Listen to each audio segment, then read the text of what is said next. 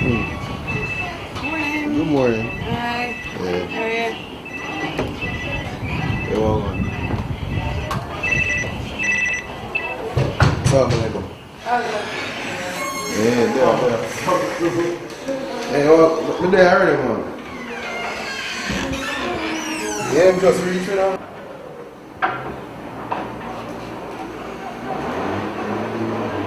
It's a bit of luck there for Miles. That was a lot of luck, in fact. That could easily have cannoned onto the stumps. Really looking to thrash that through the outside. Big inside edge. And now you're this is the stroke.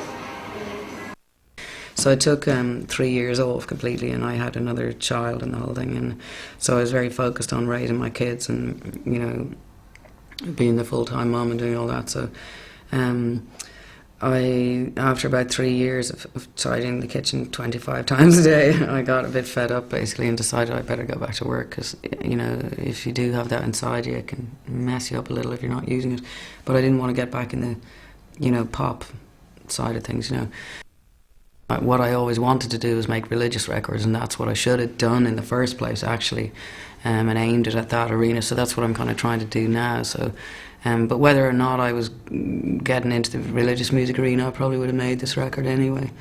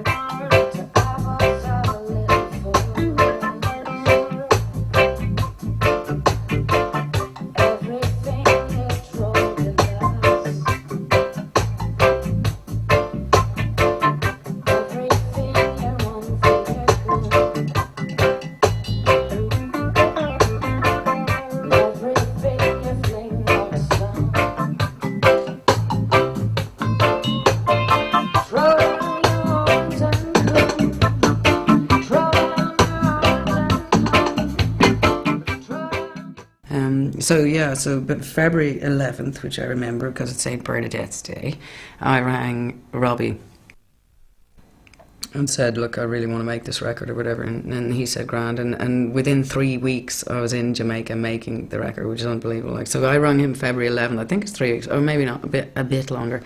February 11th I rang him, March 16th I go there to start recording, which is pretty incredible. So he and Sly and all just managed to pull together like the whole fucking thing in like, you know, 3 weeks. So I knew what songs I wanted to do because they were the ones that, you know, really meant a lot to me. It wasn't like, oh, I want to make a reggae record and get me lots of CDs, you know what I mean? I'd been living on this shit for, you know, whatever it is my drug, you know.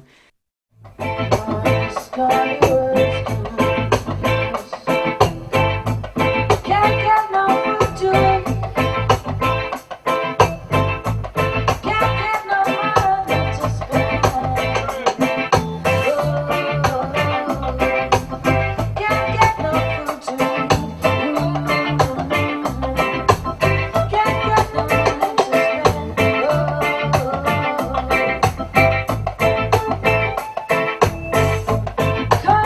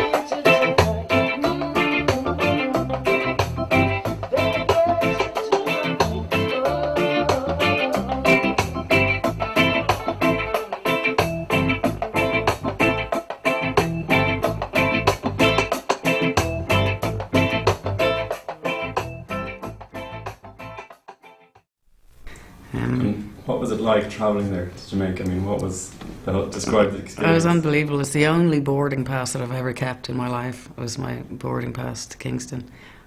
I actually just want to bawl if I think about it.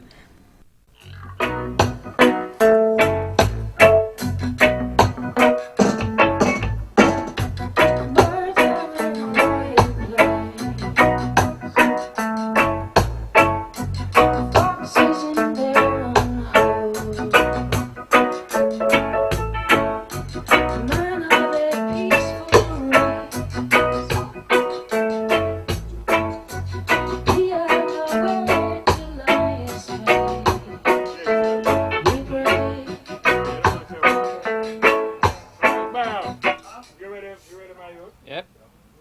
Right, my level's alright. Come and pull it down for you. Fire light! No, my level's down. Alright, go let's play that message. That's one turn it up so you can.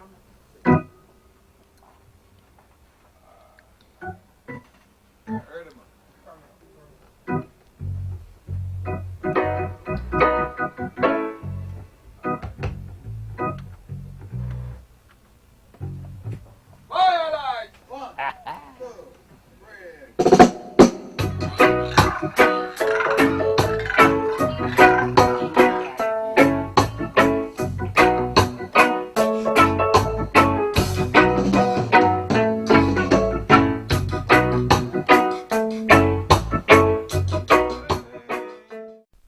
Amazing thing to get back to work and not only be going to work but be going to like fulfill your lifelong dream, like. And then obviously that was unbelievable, like, so the first day we go to work we're a tough gog, like, you know what I mean, and it's fucking unbelievable, and it's all painted Rasta colours inside and there's all these, you know, pictures of Bob Marley and the whole thing. First thing is obviously meeting them all. I'm completely fucking blown away, like totally blown away. I have to keep locking myself in the bathroom seriously and quietly going, oh my god, I can't believe it. Do you know what I mean? I couldn't fucking believe it. I'm trying to act really cool as well, like this is, I do this every day, like, you know. And so there's Mikey Chung, who's a guitar player, and then there's this guy Dalton Brown, he's big long locks and smoking away, you know. And then there's Robbie Lynn, and then a keyboard player, and like I've heard of these guys as well, and I know that a lot of these guys have played in the original records, like, so again I'm trying to act really cool, but inwardly I'm squealing, like, you know. And then there's the young guy Bowie that played keyboards, and Sticky, the old guy who plays percussion, and he's incredible. And then who else? Obviously Sly and Robbie and the whole thing. Firelight!